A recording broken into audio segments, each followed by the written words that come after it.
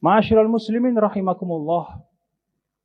Di dalam sebuah hadis Rasulullah sallallahu alaihi wasallam digambarkan bagaimana mulianya Ramadan, dan bahkan disampaikan di dalam hadis tersebut bahwa kalau orang melewati bulan suci Ramadan lalu dia keluar dari bulan suci Ramadan itu dalam keadaan tidak mendapatkan ampunan, maka sungguh orang itu adalah orang yang merugi. Maka Ramadan ini adalah bulan yang sangat mulia. Kalau kita perhatikan penjelasan para ulama, bulan Ramadan itu kata para ulama mulia.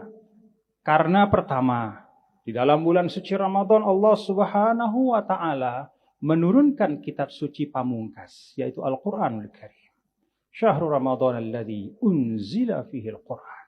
Bulan Ramadan yang di dalamnya diturunkan kitab suci Al-Qur'an. Yang kedua kata para ulama, bulan Ramadan itu adalah bulan yang istimewa dari sisi. Kalau di luar Ramadan itu ada pilihan-pilihan waktu yang istimewa. Misalnya, sepertiga malam terakhir itu lebih istimewa dibanding waktu yang lain. Ba'da subuh juga istimewa. Sebelum subuh juga istimewa. Ba'da maghrib, antara maghrib dan isya juga istimewa dibanding waktu yang lain.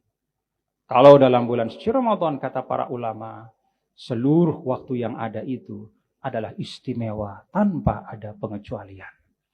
Maka kalau di luar Ramadan itu ukurannya adalah antara yang istimewa dan yang tidak istimewa.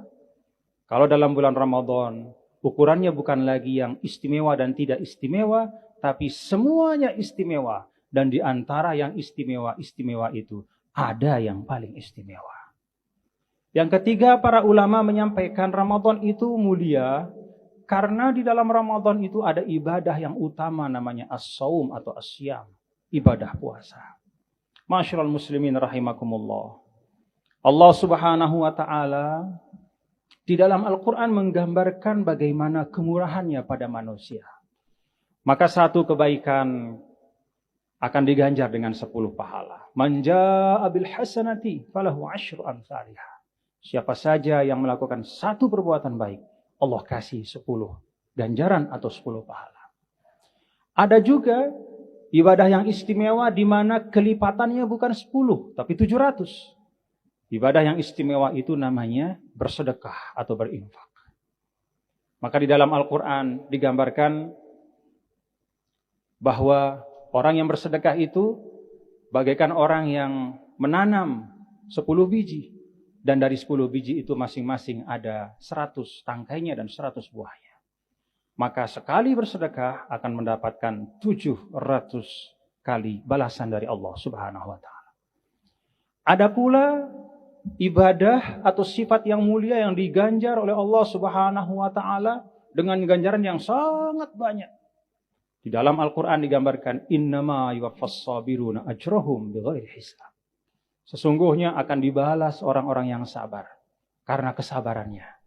Dia sabar dalam kehidupan dunia menghadapi tantangan dan musibah apapun. Dan di balik kesabaran itu dia berharap mendapatkan ridho Allah. Dia sabar karena Allah. Yuwaffas sabirun. Maka pahalanya akan dipenuhkan oleh Allah tanpa ada hitungan. Jadi kata para ulama, ada klasifikasi dari amal-amal. Secara umum setiap amal soleh 10 kali lipat pahalanya. Ada yang khusus yaitu bersedekah 700 kali lipat. Ada yang lebih khusus yaitu sabar, pahalanya banyak sekali. Tanpa dihitung oleh Allah. Dan di atas semua itu kata para ulama sesuai dengan hadis qudsi yang disampaikan oleh Nabi kita, Nabi besar Muhammad sallallahu alaihi wasallam. Kullu amal ibni Adam lahu illa siyam. Fa innahu li wa an ajzi bihi. Semua pekerjaan-pekerjaan dari manusia itu adalah untuk dia, kecuali puasa. Puasa itu dia lakukan benar-benar karenaku, maka aku akan membalasnya. Wa ana ajzi bihi. Pembalasan untuk puasa ini tidak disebutkan oleh Allah dalam hadis qudsi ini. Batasannya berapa? Apakah 10 kali lipat, 700 kali lipat? Atau akan diberikan balasan bighairi hisab, tidak disebutkan. Maka para ulama menyimpulkan dari hadis qudsi ini bahwa tangga-tangga amal soleh itu puncaknya adalah ibadah puasa. Tidak 10 kali lipat, tidak 700 kali lipat, tidak bighairi hisab, tetapi sebanyak-banyak yang Allah kehendaki. Dan kita tahu bahwa khazanah kebaikan dari Allah tak ada batasnya.